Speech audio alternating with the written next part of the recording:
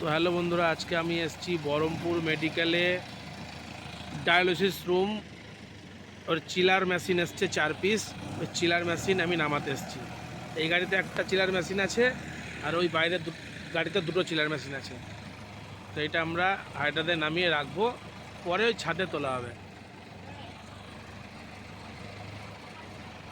ওটাও ওটাও।